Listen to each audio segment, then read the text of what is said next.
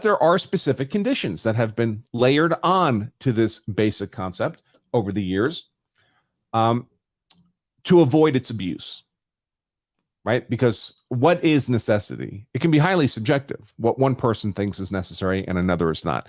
So the classic conditions imposed on this doctrine of necessity, doctrine of lesser harms, is one, that the harm to be avoided needs to be an imminent harm, something that's immediately about to occur, not some theoretical future harm. The second classic element layered upon this concept is that the harm you're concerned about was not of your own making. You did not create the circumstance necessary that you believe made it necessary for you to commit the lesser harm. And the third traditional condition layered upon the doctrine of necessity is that there was no less harmful alternative available to you than the one you chose. So an example of that would be the baby in the car scenario I described, but the doors are not locked. So instead of breaking the window, you could have simply opened the door. Then breaking the window cannot be excused under the doctrine of necessity because there was a less harmful alternative to you. Another more modern condition that's been layered onto the doctrine of necessity is really political in nature. And that involves you can't use the doctrine of necessity to justify what would otherwise be a crime based on a moral imperative. And this was layered on because of nuclear power plants and abortion. So people would protest nuclear power plants, they'd climb the fences and all this kind of stuff because they believed in their minds that nuclear power was going to melt to the core of the earth and destroy human civilization. So they would be arrested for this trespass, property destruction, whatever they were doing against the nuclear power plant, and criminally charged, and their lawyers would raise the doctrine of necessity as a legal defense. They'd say, sure, we climbed the fence, we did this stuff, but we committed that lesser harm to avoid apocalypse, the greater harm that nuclear power represents.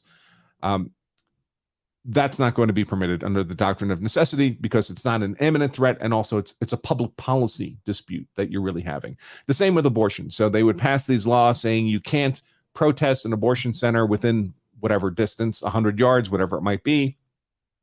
And protesters would violate that prohibition, get too close to the abortion center and get arrested.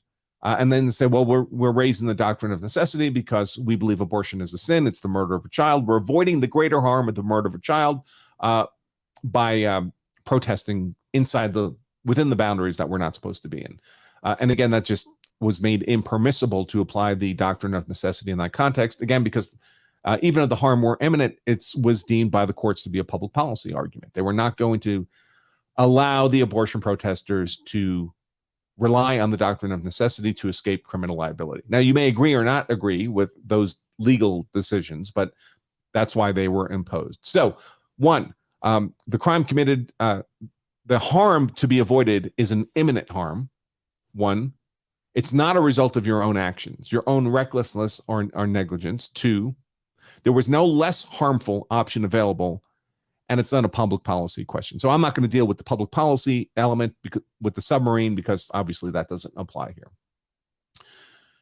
So that would be the question. So if you're the passenger, one of the passengers on the submarine, can you kill one or more of the other passengers to extend the oxygen supply and rely on the doctrine of necessity?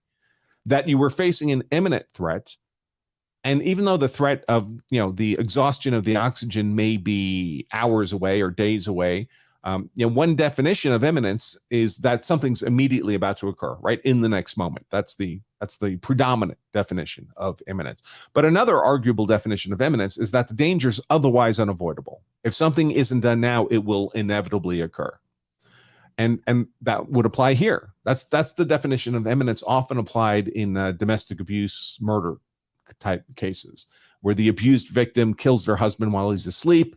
Clearly, that's not classic self-defense. He wasn't an imminent threat to her in the moment, but her argument is, well, he wasn't in the moment, but I knew when he woke up he was going to beat me because that's what he does every time he wakes up from a drunk. So it was otherwise inevitable, and that makes it an imminent threat. So that's the argument you would make here. So the harm to be avoided was imminent or otherwise unavoidable. It was not of the submarine passenger's own making, this threatened harm. I mean, you might say you get into a submarine, you know there might be an issue, but it wasn't their recklessness or negligence that raised the risk. And there's no less harmful alternative available. They don't have some optional or accessory source of oxygen, for example. This is it. If you're going to extend the oxygen supply, the only way to do it would be for some of the other passengers to not be breathing anymore. Would that work? Would the doctrine of necessity work to justify the one passenger killing other passengers? That's the legal question.